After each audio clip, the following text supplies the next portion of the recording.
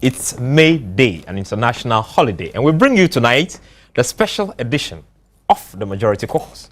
Tonight we're focusing on labor issues, labor relations, discussions, and then all that has happened under the Better Ghana agenda. And we are discussing May Day under a better Ghana. Tonight we have two young men in the studios to help us in the deliberations. We have Wanda Madilo, who is a member of the government communication team and a former president of the National Union of Ghana Students. And then we also have Peter Kweku Bamfo, who is a seasoned journalist. And viewers will be seeing more of Peter in coming weeks, and he'll be very, very, very much involved and deeply involved and supportive in the production of the program. And then you'll be seeing more of Peter in coming days. He has a lot to offer under the Better Ghana agenda. Straight on, we are discussing May Day. And then for our viewers, the May Day, which is also known as the International Workers' Day, is a celebration of international labor movement and left-wing movements. And when you say left-wing, we are talking about socialist movements and then the movements that believe in the social democratic ideals in political ideology.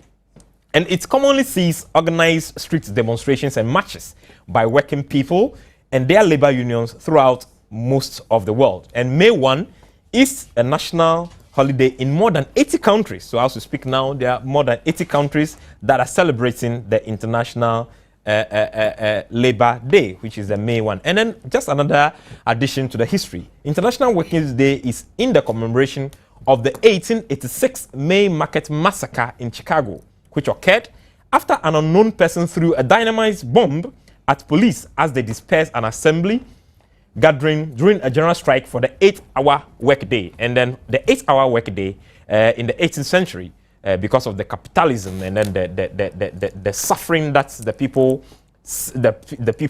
were inflicted with the capitalist investors.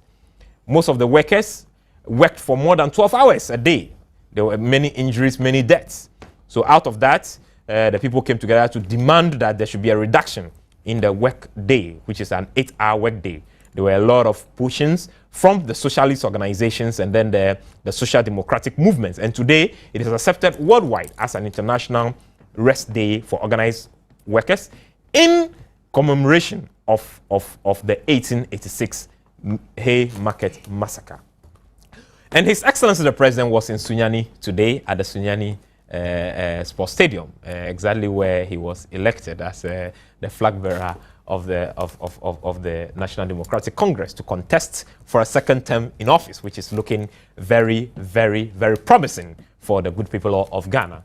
He addressed workers and organized labor at the Sunyani Sports Stadium. Let's take a short clip of what exactly His Excellency President John Evans Atta Mills said, and then when we come back, the discussion begins. We also have a 3-tier pension scheme, which for the first time accommodates the needs of those in the informal sector under the National Pension Act of 2008. This is supposed to take care of pensions and also to provide enhanced retirement benefits and security when workers decide to retire.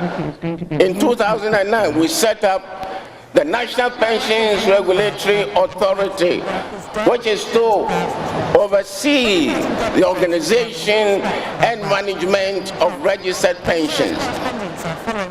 The work has been done, and very soon these pensions will be in operation. I know that as President, it is my responsibility, but I want to assure you of my determination and with the help of Almighty God to ensure that our elections are free, fair, and transparent. The law will be no respecter of status. It will deal with everybody alike and will make sure that those who decide to break the law are indeed made to face the full rigors of the law. I'm not surprised that fellow workers have raised this issue, because given the contributions that they have made, given the success that they have helped us to chalk, I know that they will not allow anybody to turn our peaceful country into a country of anarchy. His Excellency the President says he's not going to allow anybody to turn this country, a peaceful country like Ghana, into a country of anarchy. Let's begin on that note. Yeah, Peter, you've heard the President loud and clear. Consistently, His Excellency the President has been on the path of peace. He's been preaching peace all over the world. He even took it to extent to the UN General Assembly, where he reiterated the point firmly that Ghana is ready for peaceful democratic elections. Is it the case that His Excellency the President is belaboring the point? Thank you very much, Elolo. Let me first of all say special happy Workers' Day to our cherished Ghanaian workers who have on constant basis ensure that there is food on our table, particularly our farmers, those who have ensured that the day-to-day running of this country is in good condition. Now, back to your point, Elolo, if you have listened consistently to the President, this is not the first time he's made such a remark. I think that it's very important, particularly considering where he was speaking, the particular forum he was speaking at, the fact that workers of this country need that kind of atmosphere to operate, particularly also that you need to ensure that businesses that are coming into the system have that kind of conduciveness, that kind of atmosphere to be able to ensure that the monies that they're going to be putting in our economy will not go waste. I think that it's very important that at every point in time, the President is able to make such a commitment. That way, we'll be able to ensure that, yes, we have promised our people jobs. We have promised to ensure that we're able to provide them an ends meet. How do you do this when you do not have peace in the system? How do you do this when you wake up every now and then and people are beating war drums? How do you do this when the very efforts that you're making to ensure that the livelihoods of persons in our country is bettered, is thwarted at every point in time? I think that this is only a confirmation of the kind of president that we have. I have listened to people and particularly one man of God somewhere who claims that the president should come out and denounce that name that has been put upon him. I think I would want to state it on record that the president at no point in time never went to state anywhere that he is the king of peace. It is through his actions. You are a Bible-believing person, so I'm sure you know what I'm trying to say over here. So yes, it is very important. This year is a very crucial year in our democratic dispensation, and I'm happy that at every point in time, the president always seizes that opportunity to ensure that, yes, he tells his people that we need peace to continue with our better Ghana agenda. And even that, I mean, in our traditional settings, our chiefs, our queen mothers, some of them were called Osajifo, Kasaprekun. They make all kinds of appellations, and I've heard that over and over again before the chief speaks. Yes. You have a praise singer move ahead of the chief to call the chief all kinds of names and all kinds of praise singing. So if it was one of the regional House of Chiefs, I think it's the Brong-Ahafo Regional House of Chiefs, that actually conferred the title of Anasujemi Hini on His Excellency the President. And so I don't see how those who are criticizing the peaceful nature of the president will conveniently forgo or ignore or gloss over what happens right in their backyard and then want to pick on his rightly so, Elolo. That's why I was telling you that it is very important that you look at the person that you're dealing with. This is a man that you will insult him left, right, center, and yet he will let you go free. It is not the case of history where we've had presidents come in and then at the least provocation, we've had some of them incarcerated and all of that. This is an entirely different situation altogether. And like I said, I am happy because you can't have a system where I was telling a colleague of mine, about these comments that have been made regarding this biometric registration and the beating of guns and airways and all of that, how do you expect that such a statement will boost investor confidence? It is not going to be. Exactly. You understand? So the leader of the country should be able to come out and tell the people of this country that, look, in spite of all these war drums, he is going to strengthen the institutions of state to be able to deal ruthlessly with persons of this nature who go to the extent of trying to disturb the peace that we have enjoyed and continue to enjoy in this country. So it's I want to, on this platform, congratulate His Excellency the President, that he and also urge him that when he gets such opportunities, he should continue like he has always done to seize the moment and tell our people that peace is a prerequisite for any development at all that we're all clamoring for in this country. Wonder how would you describe the commitment of the Ghanaian worker towards building a better Ghana? Well, again, let me also use the opportunity to tell our viewers that we salute them for the hard work they've been doing, their commitment to the growth of this country. I mean, over the years, we have not had any other opportunity to thank them and to extend our gratitude to them for what they have done over the period. The people who are in the hinterland, the farmers, the teachers, the policemen who are shot every now and then when they go for duty, the security men, and the people who make things go, and public servants, I mean civil servants, and all the people that matter in dealing with our socio-economic issues. I think that is about time we show gratitude.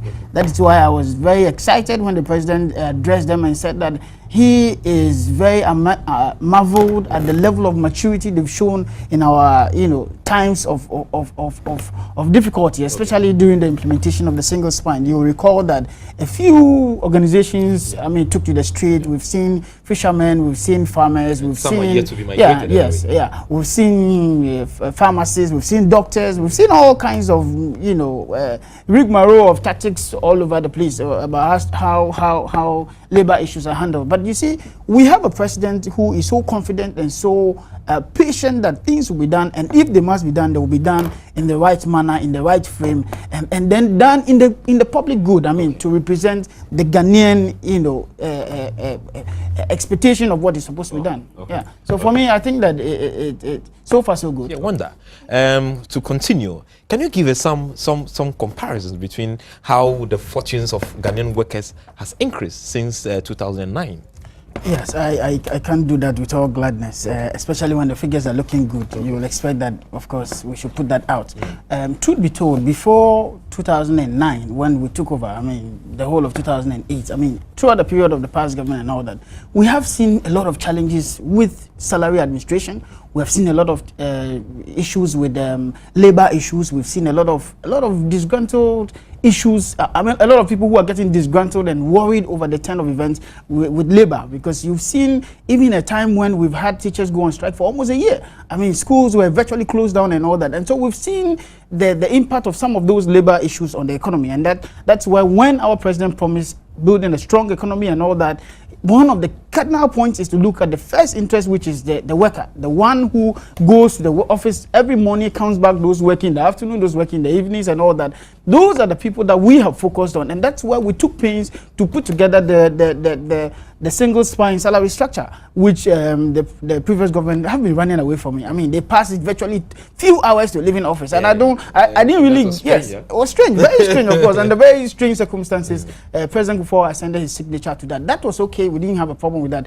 We knew that we had a challenge. The challenge was that looking at our GDP at the time and how much income inflow we were able to make, we had a difficulty, and the difficulty was that if minimum wage, which was an all-time low of 2.4 at the time, should be increased to say 4.48. As we speak right now, it's at 4.48.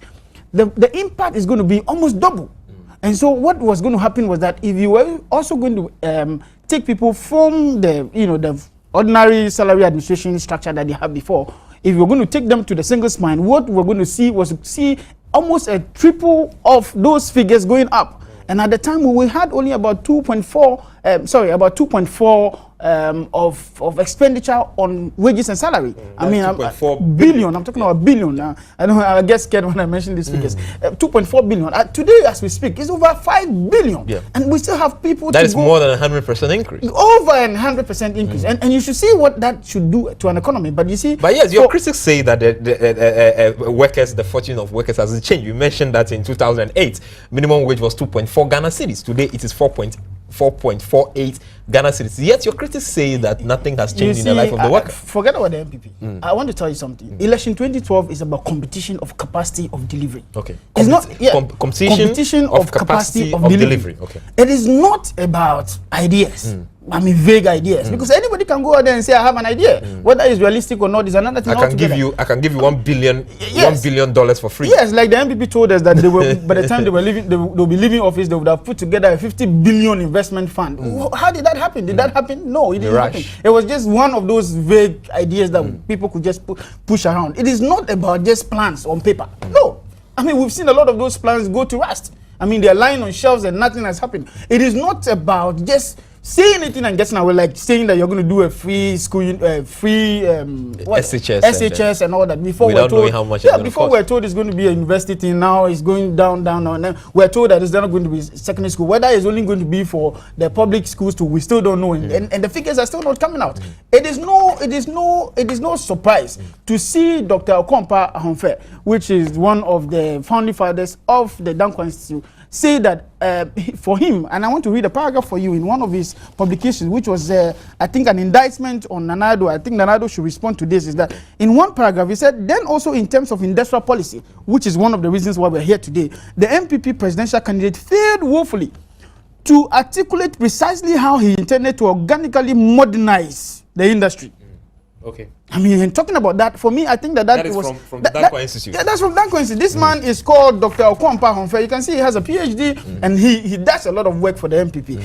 Today, he's telling us that he is amazed. He's worried because Nana Addo has not been able to tell him how he will put together the industrial policy. And for me, that is key to what we're discussing today, because we're talking about jobs, we're talking about real jobs. I'm not talking about vague jobs that you have today and tomorrow they are gone. That's why when we put out our figures of how much jobs we have created, like Youth in Agreed, over 80,000 jobs have been created. Like Less Debt, 10,000 jobs have been created. Youth in Road Maintenance, Oil and Gas, you have 3,500. Eco Brigade, you have 10,000. And over, you have the Takoradi Port, you have the National Forest Plantation Program, you have the Police Service. I mean, can you imagine that in 3 years? And you are quoting from the Green Book? I'm quoting from the Green Book, okay, yes. The overview of the Better Ghana agenda. Can you imagine that in 3 years, just in 3 years of governance, we have been able to expand the police force by 3,000 officers? That's not a joke. Yeah. People shouldn't take that as one of those promises that we couldn't deliver. We have delivered. And we have taken this at a broader perspective.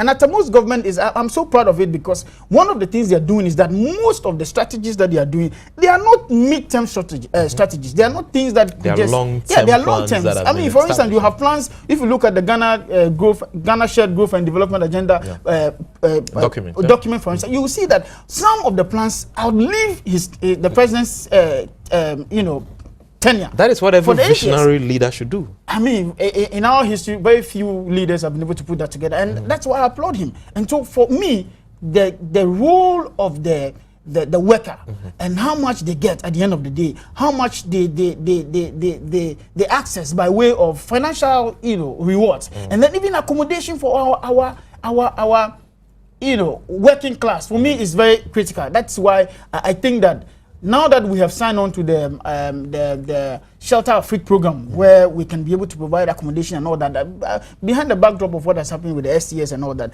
I think that it's right. It's still in the right direction. We still have to take this whole thing from the level of just giving the money and then going to the level of providing accommodation, like happened in the past. If you go to Tema, for instance, most of the workers, vehicle workers, it's a test case where it's vehicle workers and Tema Textiles and all those companies. Back in the days, they had accommodation for their staff, and then they had buses that could take them to and fro and all that. Yes, we still have that happening today. For instance, Ghana Revenue Authority, I still see them at dawn as early as 4:30. They go around picking their staff to work and all that. I think this is one of the most prudent way of managing our economy, managing the people that runs the economy, managing the people that are linked to the development of the economy. And I think that the president is doing on the whole excellent, is good, and I think that our opponents should come to terms with it. It is not about winning an election and that's the end. You also have to look at the entire interest of the country, the entire interest of the populace, the people you want to lead. How healthy are they? That's why when even the figures on life expectancy went up, I was very excited, because at the end of the day, it affects a large chunk of our people, and these people are the working class. You and I, who today have finished school and just have jobs, and we're doing, and many others who are looking for job, who wants to get job. I think that with the incoming of the CDB loan and the others, I think that Ghana is on a very good footing, and people should be willing and ready to applaud the president, at least in our quietness. Pray for him to leave this agenda and live it well. Yeah, Peter, with the figures that Wanda has mentioned about jobs that have been created, the movement of the minimum wage from 2.4 Ghana cedis to over 4.48 Ghana cedis, over 100% increase. And you list this thing into how it reflects in the workers. Teachers, they've moved on. Health workers, they've moved on. People who work in the various institutions. I mean, before all of us, the president's even procuring equipment, both for the military, paramilitary organization, the health sector, and all these things. But how come your critics in the MPP keep saying that they don't see anything happening in Ghana? Hello. In 2001, when President Kufuor took over office as a leader of this country, I quite remember very well. I used to run errands around Malang, Bawe, thereabouts, and this was one of the centers that was created to register persons who were unemployed. And I can recount the number of times that I went there and then see the confusion of persons in queue who had lined up to just register. The blows others received. It wasn't that just after the registration you were giving your card to enter any job at all that you wanted. It was a database that database they were collecting. This database was collected, and for several years we never heard anything about it. I've got a few friends of mine who to date tell me that, look, they went to register and yet nothing was heard of it. And they even went ahead to tell me that even if they had written a letter of application to any company at all that they wanted to, they were sure that by now they would have been called for at least an interview or anything of its sort. Yet they were never called for any interview, nothing of that sort. You understand? I don't think that has been the situation under this government, which I must commend the government so much about. Now, the bit about the minimum wage and then its increase from 2.4 to 4.48% as we speak, I think is very remarkable. Very remarkable in the sense that, look, you do not just increase wages of workers. It is very important that when you are able to increase the wage, the little monies that they are able to get, you should be able to put in place strategies that will ensure that, look, the monies that they get, they're able to spend it, and then at the end of the month, they will still have something left for them to be able to carry out any project at all that they want. They can go to the market. Since this government came into office, the inflation that was skyrocketing at whatever percentage at all that, to date, we have the inflation the longest ever, in the lowest and longest over ever. 22 months. That over 22 months, which is very much unprecedented. Till date, when you use that term, the opposition will never want you to use that term. But I think that we should commend President Mills and what he is doing. Okay, that was Peter Bamfo. That we need to commend His Excellency President Mills for what he's doing under the Better Ghana agenda. The discussion is on May Day in a Better Ghana. Peter was trying to explain to us how the MPP is trying to throw dust into our eyes and then to accuse people wrongly, the government wrongly for what has been done. Can you take us through how we've moved on, how we have come from here, from 2008? Yes, in fact, I'll read some few things for you. And I'm taking this from President Kufuor's State of the Nation's address in 2008. And I just read the paragraph. And then that would defeat the argument that they left a very strong economy and that if we had taken from where they have left it off, we would have been better off. I think that there's been some misconception out there. In one paragraph, it says, Mr. Speaker, the stagnation in the economy caused by a huge backlog of unemployment, which the recovery of the economy is gradually resolving, is getting worse. In the formal sector, there's a steady growth in employment generation. In 2008, 120,000 jobs were created, while 200,000 jobs were created in 2007. some youth take up jobs in informal sector which go unrecorded and blah, blah, blah to that. You will observe that he has admitted that in 2008, just when he's leaving office, his last State of the Nation's address, he has admitted that there's stagnation in the economy. Then you go on, you will realize in their So Far So Good publication. Which one? The 4 year of a positive change? Yes. The book that has the monkey and then the statues, the deer hunting and all that. Thank you very much. Thank you very much. Okay. The part 2, you know, they had part 1 and part 2. The part 2 of that, which is the positive change, So Far So Good, chapter 5, pages 45 and 46. You will observe that they told this country in Parliament that out of the 943,000 youth that registered, you know, when they were doing the unemployment, you know, unemployed youth registration, 943,212 people registered. And then they claim that they have created jobs. Let me go to some of the jobs that they have created and let Ghanaians see whether those jobs were actually befitting for a country or for a political party that believes in capitalism, that believes in decent jobs, that believes that the people must have the right figures. They said that 9,300 jobs have been 9,300 have been trained to do batik, tie and dye, dressmaking, hairdressing, via vocational and whatever. Then they say 5,000 trainees have so far gone through grass cutter, snail rearing, and leafy vegetable farming. Then they said 2,000 currently in bee and rabbit farming. Those are the kind of jobs that were created. Then they talked about the fact that training of street youth program, especially for female porters in youth training institutions underway. And you know what they mean by that? Kayaye. Okay. You see why we have had so much of so they were actually training people. I mean, they were actually putting people out there. This is a government, this is a party that believes in capitalism, that believes that people must have decent jobs, that believe that people must have decent right to living and all that. At the end of the day, these are the kind of jobs that were created. Okay, so sometimes when they start to argue the fact that we are not doing anything, sometimes I feel very pity. I feel pity. I feel that sort of pittiness comes on me over their claims. Let's take another clip of His Excellency the President's address in the Sunyani Sports Stadium today, and the discussion continues. If you look at our manifesto, the creation of jobs is one of the 4 pillars supporting our Better Ghana agenda.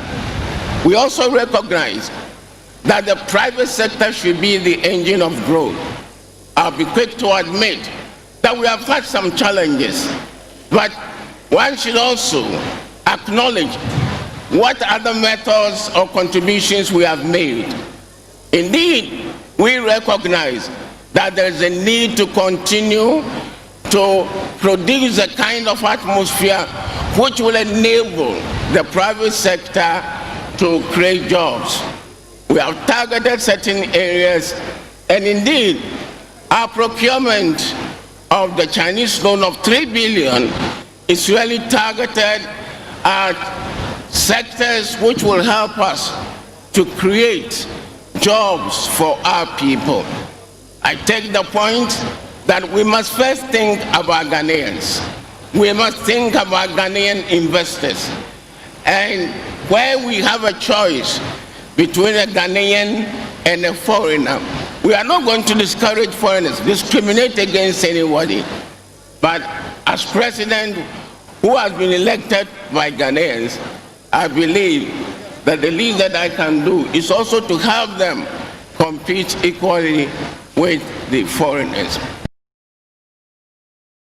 Peter, the president made a strong point there that he's not going to discriminate against anybody. But what he can do as the president of the nation is to help the local investors and then the Ghanaians, the indigenous Ghanaian businessmen come up to compete with the foreign ones.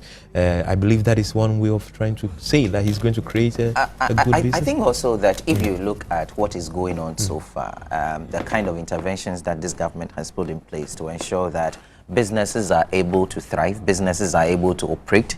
Let me just take you back. And he said that if you listen to the president carefully, he said this based on the cardinal principles upon which the NDC government decided to promise the people and come into office. Now, and this has to do with one of the thematic areas. It promised Ghanaians that it was going to ensure a strong economy for real jobs. Now, if you look at what the MPP said in 2000 when they were coming to power, when they were seeking the mandate of the people of this country to rule them, they said that they were going to create jobs for persons who are able and willing to work. At the end of the day, what did we see? Poverty was rather created for very able persons, although they were willing to work. Now, it got so bad to the extent that when Ghana Telecom was being sold out to Vodafone, the workers there were made to understand that yes, when Vodafone comes on board, these are the packages that you're going to get. But at the end of the day, how many workers were asked to go home? That tells you the extent to which the situation got bad in 2008. Now, I think that the president has made a very interesting statement that we should all, or very interesting remark that we should all applaud. Okay.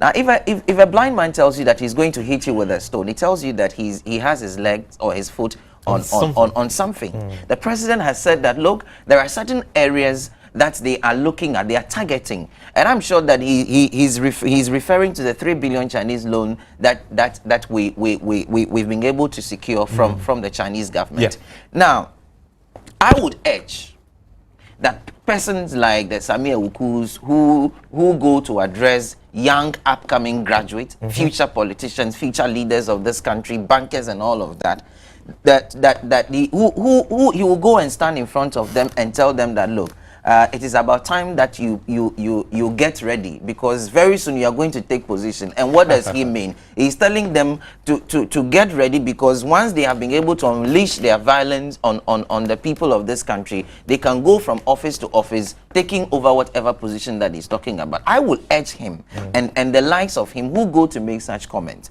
that when they get such opportunities, they should rather urge them to get ready, because these are very, very important landmarks that we are going to be witnessing very, very soon. Going to these exactly, because if you look jobs. at the Western Corridor infrastructure project, which is coming up, you look at the Ghana Gas project, which is underway. The Eastern Corridor. These are huge projects and investments that this government is making. And if we're able to position ourselves well, even SADA is a huge block.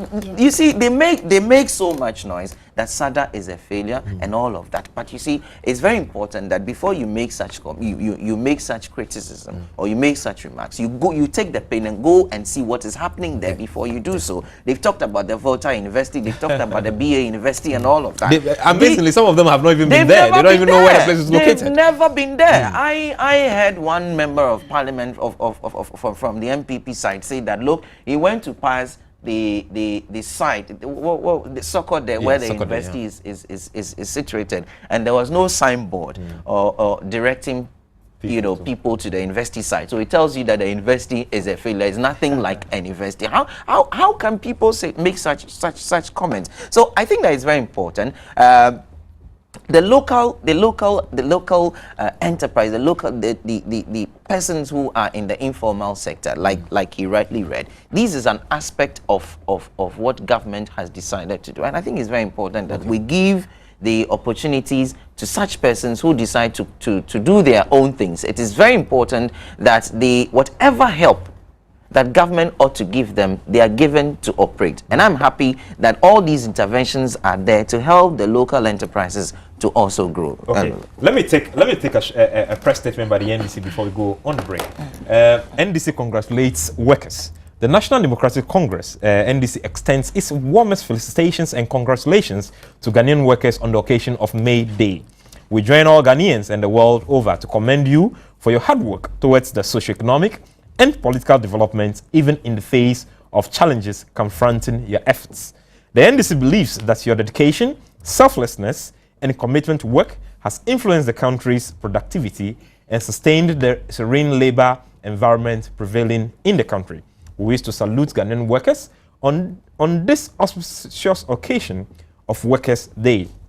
The NDC, as a social democratic party, shares in the aspirations of the Ghanaian worker. It is the resolve of the NDC to see to the qualitative improvement of all workers of this country. Invariably, the efforts and sacrifices of the trade unions have been recognized by the NDC as it seeks to build a better Ghana. We wish to remind the workers of the bond of friendship between labor and progressive forces such as the NDC. We, NDC, shall continue to stand for workers' rights. Unlike the ideological foes of the working class, who are, at a time in the nation's history, tried to disband the trade unionism in this country, that is the MPP in history. They actually tried to collapse the trade unions in Ghana. As allies, the statement continues, the NDC believes in collaboration, fair wages, and respect for workers' human rights and dignity. We urge all Ghanaians to use the occasion to reflect on our commitment and contribution to the cause of labor and its ramifications on the country's development. Long live unionized labor, long live the Ghanaian worker, long live Ghana. Signed 30th April 2012 by Johnson Asiedu Nketia, NDC General Secretary. Let me take another short press statement. Payment of 2012 single spine salary increase may begin in May. That is by the GNA on April 25 from the Ministry of Finance and Economic Planning. On Wednesday, announced that payment of the 2012 single spine salary of 18% will commence in May 2012. In addition, the 2012 salary arrears for April will be paid in July, while all other earlier payment schedules relating to the 2012 single spine remain the same. This was contained in a statement issued by the ministry and copied to the Ghana News Agency in Accra. It said, quote, owing to the rather short time span between completion of the 2012 single spine salary negotiation and the minimum period required for the Controller and Accountant General's Department to impute and process April salaries, it has not been possible to commence the payment of the 2012 base pay increase of 18% in April as originally scheduled. Consequently, the implementation of the 2012 single spine salary structure will be rescheduled. And it says, that is unquote, the ministry assured stakeholders that the new schedule will be strictly adhered to and any inconvenience caused is sincerely regretted. The ministry takes the opportunity to wish all workers a happy May Day celebrations in advance. The May Day is here, so happy May Day. Let me open the phone lines and allow our viewers also to be part of the discussion. The numbers to call now with 0302 211 701 or 0302 211 702. The phone lines are open. Yes, Wanda, before we pick our calls, if you want to add a few things. Yeah, like I said earlier, election 2012 is a competition of capacity and delivery. It's I have a first caller. Right. Alhaji Karim. Hello, Alhaji. Yes, Alhaji.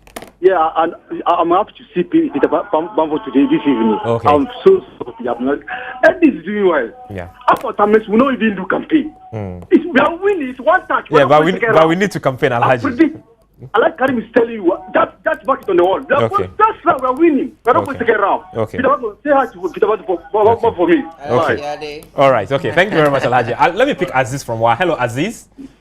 Wow. Good evening. Yeah. Good evening, Aziz. This is Abdul Aziz Donla from Wa. Okay, Aziz.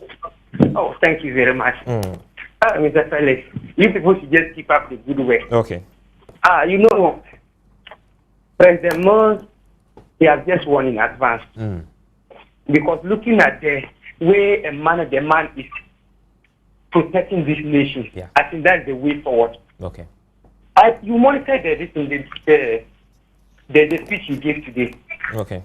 This man was preaching peace. This is the kind of leaders that we want in nation Ghana.